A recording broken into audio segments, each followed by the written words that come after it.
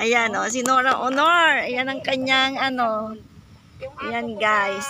Ayan. Ayan. Ayan, oh. Talaga sinadya namin yan dito sa may, ano, libingan ng mga bayani. Ayan. Ayan si Nora Honor. Ayan, guys. Ang dami niya talagang ano. Dami niya mga bakla. Ayan. Ayan si Ate Eden. Maligaya na siya. Ay, kamay ka naman dito. YouTube to, guys. Ayan. May idol mo talaga siya. Ayan. Bata pa kami. Ayan. Happy birthday, Nimpa. Ayan. Yan dito kami. Nagala-gala. Talagang tahimik na tahimik, guys. Oo. Wala kami lang marinig. Wala, tahimik. Diba, may nagtatahol na aso. Oo. Oh, yan. Marinig ang naririnig mo. Peace of mind. Ayan. Ito, si Ismael Bernal, National Artist of Film. Yan, oh. Yan yung. Yan yung ano, si Ismael Bernal yan. Yung mga bayani din yan ng ano, artist sila. Yan, guys. Katabi ni Nora Honor. Tapos, Marilu Diaz Abaya, National Artist of the Film of Broadcast Art. Yan. Ayan siya. Si Marilu Diaz Abaya. Yan.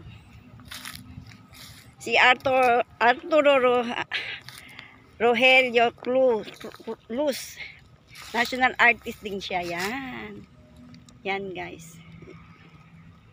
Ayan yung mga bibingan ng mga bayani, mga artist, mga ganyan. Ay, eto si ano, number artist for Bonifacio, National Artist. Ito yung bagong-bago lang. Yan. Yan, guys. Dito tayo sa bibingan ng mga bayani. Yan, guys. Yan.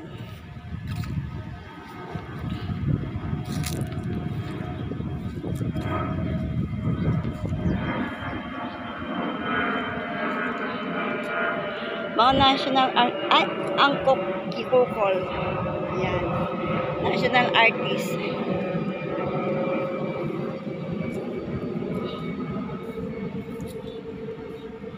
Lagman. Ay, Alfredo D. Lagmay. Eto. Si Lagmay. Ayan, oh. Magaling na artist to. National Science for Experience Physiology. Magaling to. Si Lagmay.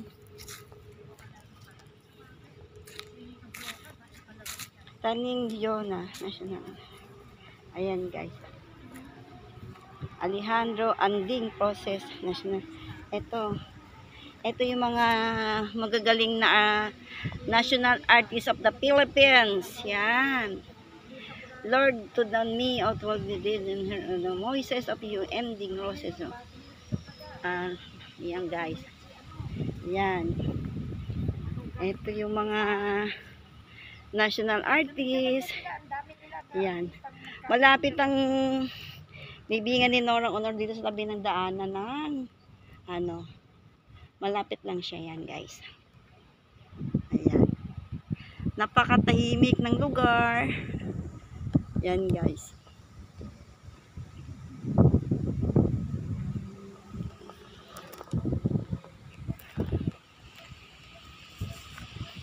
Yan si Nora Honor, Villamayor.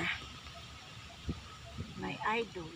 Ano siya, National Artist Artist. Film Board Star. National Artist yan. National Film. National Artist Film. Broadcast Art. Yan ang kanyang ano. Film. Galing. Broadcast Art. Ayan, guys. Yan, nandito tayo ngayon. Nagbigay tayo ng oras para sa kanya. Nanalangin na rin tayo. Pero unang punta namin dito, naiyak ako. Yan, at least nakita ko yung kanyang himlayan. Yan, guys.